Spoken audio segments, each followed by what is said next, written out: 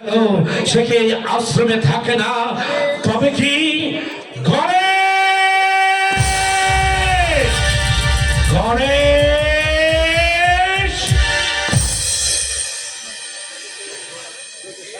কেউ তো সারা দেয়। কে ডাকে? কে ডাকছে আমার নাম? আমি তোমার গুরু বাবা। গুরু বাবা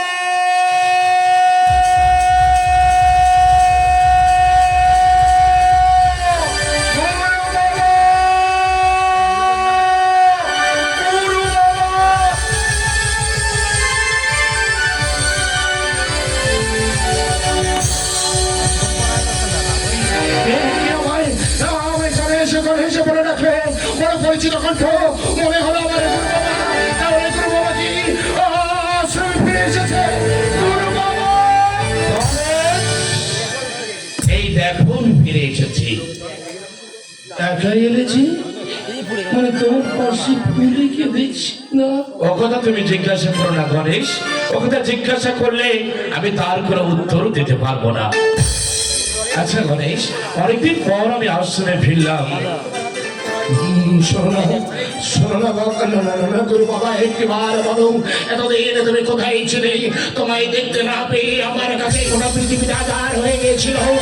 একটিবার বলো, তুমি আমায় বললে যাবো আর আসবো, এতদিন কোথায় ছিলে? তোমায় না দেখতে পেয়ে, তোমার এই চরণে স্পর্শ না করতে পেরে আমি যে অনুবাদ পাগল। গণেশ এখন তো আমি এসে গেছি। আচ্ছা গণেশ, আজ অনেকদিন বাদে আমি আশ্রমে ফিরলাম। অনেকদিন হলো আমি তোমার রান্না খাইনি। আজ তুমি আমাকে রান্না করে খাওয়াবে আর আমি পেট ভরেই খাবো। কেমন করে কিভাবে আমি তোমায় রান্না করে খাওয়াবো?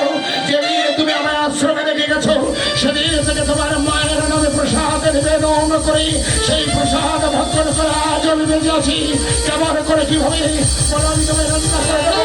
এই আশ্রমে আমার কোনো তরকারি নেই কোনো কাটারি, কেমন করে আমি রান্না করবো বল? গণেশ, বাজার থেকে তুমি সব কিছু নিয়ে এসো, আমি তোমাকে টাকা দিচ্ছি। নাও ধর। আর শোনো, আসবার সময় সাথে করে একটা কাটারিও নিয়ে আসবে। তাই হবে, তাই হবে বাবা। কতটা দিন তুমি আশ্রম ত্যাগ করে চলে গেছো, একা একা রান্না করে খেতে আমার মনে ইচ্ছা হয়নি। তাই তো এই আশ্রমে আগুন জ্বলেনি। আজ তুমি আমি একা সঙ্গে বসে খাবো। তবে তোমার কাছে ওই কর্মকার বাড়ি যদি বড় এক ভট্টের বাগান, ওই বাগান দিয়ে আমার যেতে বড় ভয় করবে। আর আমি কেমন করে ভট্টের বাগান পার হয়ে যাবো? তুমি একটি ভার বলো। তুমি যখন রাতারাতি ফিরবে তখন আমার নাম করতে করতে ফিরবে।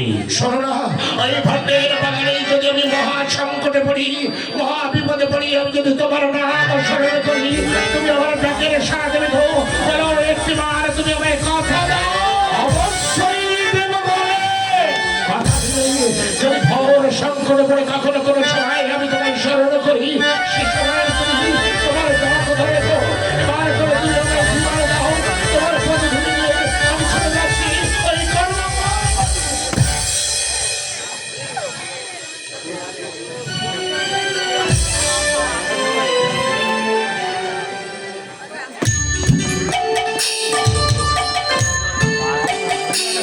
কথা দিয়েছ তুমি, তোমার কথা কিন্তু এটা আমার বিশ্বাস।